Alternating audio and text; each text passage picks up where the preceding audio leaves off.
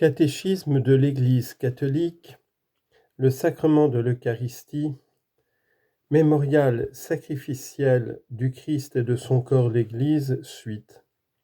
Numéro 1371.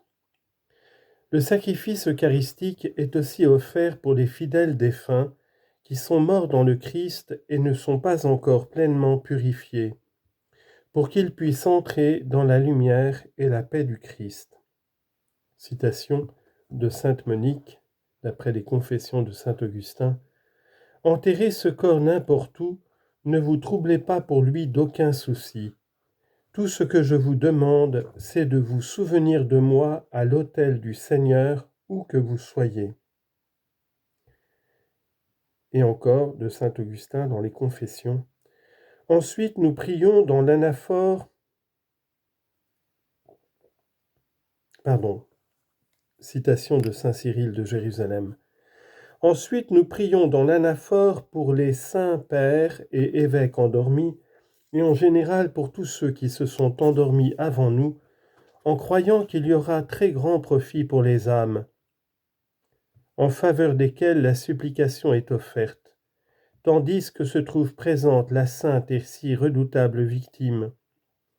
En présentant à Dieu nos supplications pour ceux qui se sont endormis, fussent-ils pécheurs, nous présentons le Christ immolé pour nos péchés, rendant propice pour eux et pour nous le Dieu ami des âmes. Fin de citation. Saint Augustin a admirablement résumé cette doctrine qui nous incite à une participation de plus en plus complète au sacrifice de notre Rédempteur que nous célébrons dans l'Eucharistie. Citation de la Cité de Dieu.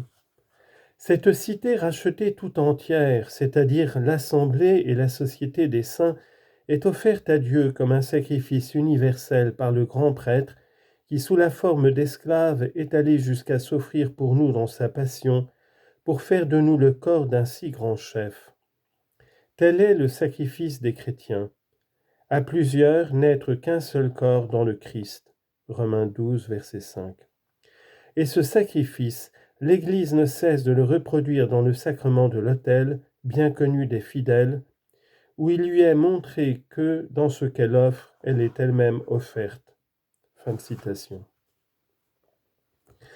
La présence du Christ par la puissance de sa parole et de l'Esprit Saint. Le Christ Jésus, qui est mort, qui est ressuscité, qui est à la droite de Dieu, qui intercède pour nous, Romains 8, 34, est présent de multiples manières à son Église. Dans sa parole, dans la prière de son Église, là où 2 ou 3 sont rassemblés en son nom, Matthieu 18, 20, dans les pauvres, les malades, les prisonniers, dans ses sacrements dont il est l'auteur, dans le sacrifice de la messe et en la personne du ministre.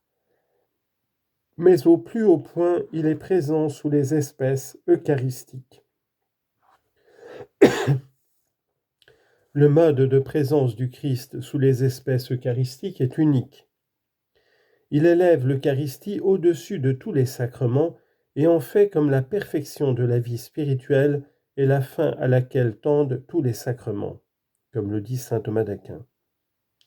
Dans le très saint sacrement de l'Eucharistie sont contenus vraiment, réellement et substantiellement le corps et le sang, conjointement avec l'âme et la divinité de notre Seigneur Jésus-Christ, et par conséquent le Christ tout entier. Cette présence, on la nomme réelle, non à titre exclusif, comme si les autres présences n'étaient pas réelles, mais par excellence parce qu'elle est substantielle, et que par elle le Christ Dieu et homme se rend présent tout entier. C'est par la conversion du pain et du vin au corps et au sang du Christ que le Christ devient présent en ce sacrement. Les pères de l'Église ont fermement affirmé la foi de l'Église en l'efficacité de la parole du Christ et de l'action de l'Esprit Saint pour opérer cette conversion. Ainsi saint Jean Chrysostome déclare « Ce n'est pas l'homme qui fait que les choses offertes deviennent corps et sang du Christ, mais le Christ lui-même qui a été crucifié pour nous. » Le prêtre, figure du Christ, prononce ces paroles, mais leur efficacité et la grâce sont de Dieu. « Ceci est mon corps, dit-il, Cette parole transforme les choses offertes. » Fin de citation. Saint Ambroise dit au sujet de cette conversion: « Soyons bien persuadés que ceci n'est pas ce que la nature a formé, mais ce que la bénédiction a consacré, et que la force de la bénédiction l'emporte sur celle de la nature, parce que, par la bénédiction, la nature elle-même se trouve changée. La parole du Christ, qui a pu faire de rien ce qui n'existait pas, ne pourrait donc changer les choses existantes en ce qu'elles n'étaient pas encore, car ce n'est pas moins de donner aux choses leur nature première que de la leur changer. » Fin de citation.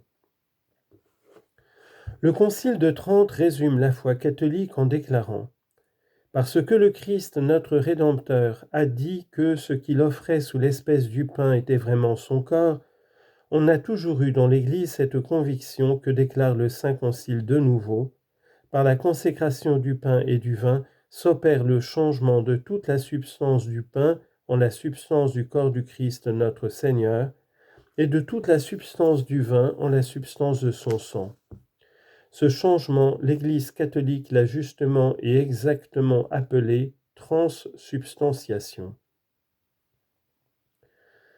La présence eucharistique du Christ commence au moment de la consécration et dure aussi longtemps que les espèces eucharistiques subsistent. Le Christ est tout entier présent dans chacune des espèces et tout entier dans chacune de leurs parties, de sorte que la fraction du pain ne divise pas le Christ. Le culte de l'Eucharistie.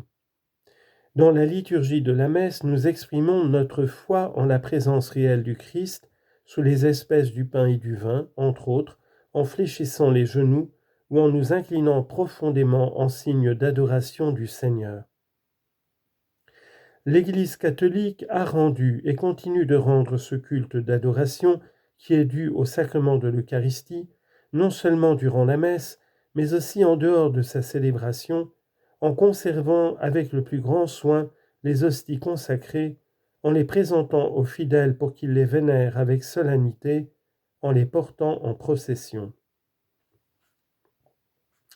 La Sainte Réserve ou tabernacle était d'abord destinée à garder dignement l'Eucharistie pour qu'elle puisse être portée aux malades et aux absents en dehors de la messe.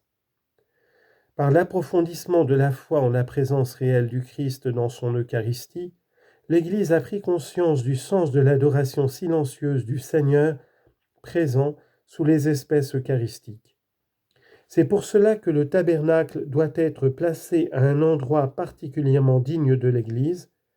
Il doit être construit de telle façon qu'il souligne et manifeste la vérité de la présence réelle du Christ dans le Saint-Sacrement. Il est hautement convenable que le Christ ait voulu rester présent à son Église de cette façon unique, puisque le Christ allait quitter les siens sous sa forme visible, il voulait nous donner sa présence sacramentelle. Puisqu'il allait s'offrir sur la croix pour nous sauver, il voulait que nous ayons le mémorial de l'amour dont il nous a aimés jusqu'à la fin. Jean 13, 1. Jusqu'au don de sa vie. En effet, dans sa présence eucharistique, il reste mystérieusement au milieu de nous, comme celui qui nous a aimés et qui s'est livré pour nous, et il le reste sous les signes qui expriment et communiquent cet amour. Citation de saint Jean-Paul II. L'Église et le monde ont un grand besoin du culte eucharistique. Jésus nous attend dans ce sacrement de l'amour. Ne refusons pas le temps pour aller le rencontrer dans l'adoration, dans la contemplation pleine de foi et ouverte à réparer les fautes graves et les délits du monde. Que ne cesse jamais notre adoration.